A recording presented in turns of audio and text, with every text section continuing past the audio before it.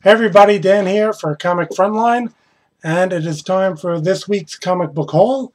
Let's get right to it with one of my favorite books, God Hates Astronauts. There is a trade that came before this Image series. This is number one of the Image series. It was self-published. Ryan Brown does fantastic work in this. It's a humorous book. Kind of on the zany side.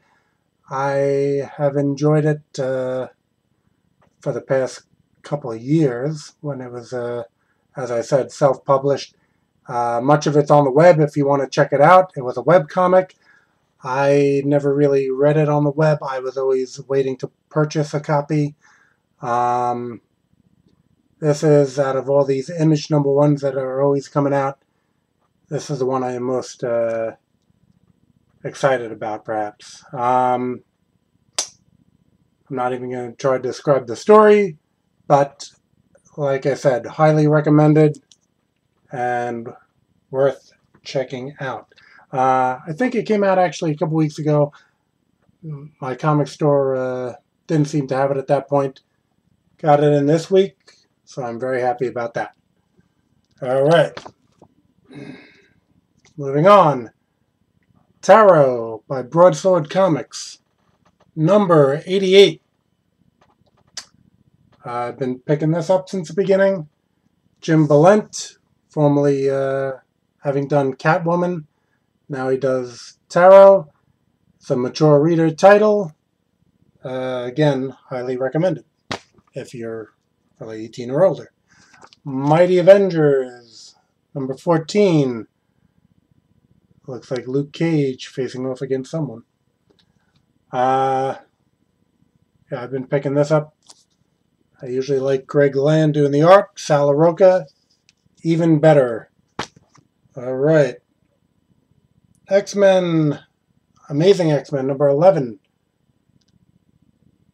I see Carlo Barbari's name there, so however many pages he did, that's enough for me.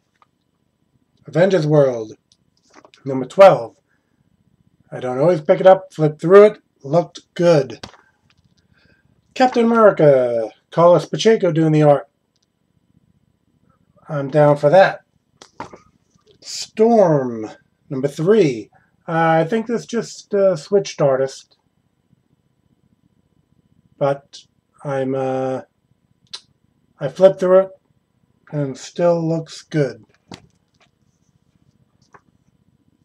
Legends of Star-Lord, Sam Humphries writing, Paco Medina doing the art. That's a winning combination.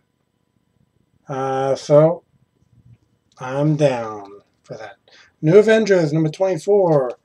Again, well, there's so many Avengers titles. I really just flip through it, look at the art. If I'm down for it, I buy it.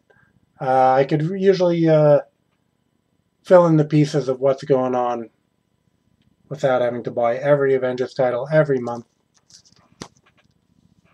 Guardians of the Galaxy, number 19. Ed McGuinness doing the art. Enough said. Moving into DC, Doomed. It's had a number of artists. I don't know. Ken Lashley is one of the artists who I really like. He did some pages in here. Looked through it, and I had an interest in it, so I got it. Terry Dodson cover on Catwoman. And that's all that I need to know. Well, but you need to know maybe the issue number. You probably know that already, though. It's a Future End's number 1. They're all number 1s. DC Future End. That's their promotion. So we only have Future End number 1s this month. Except for something like Batman 66. That's up to number 15. Not part of that whole universe. The Flash. Future's End number 1. I usually buy this for Brett Booth artwork. And yeah, he's even doing the Future's End issue. So, well, worth it. And talking Brett Booth, he did a couple pages in this. So I picked it up. Booster Gold, Future's End number 1. You will see that none of these are the hologram covers. I do not like the hologram covers. As primarily an art fan, I don't like having to angle it so particularly to see the image clearly. And even then, it's still a little fuzzy. I'm an comic art fan. I do like writing, but specific writers like Alan Moore or the Hernandez brothers or something like that. Even God Hates Astronauts, Ryan Brown. He's a great writer for the type of book that he does. So, I mean, usually the writing list is much shorter than the art list. So, as I'm a big fan of comic art, I want to be able to see the art, and I don't like the hologram covers. All right.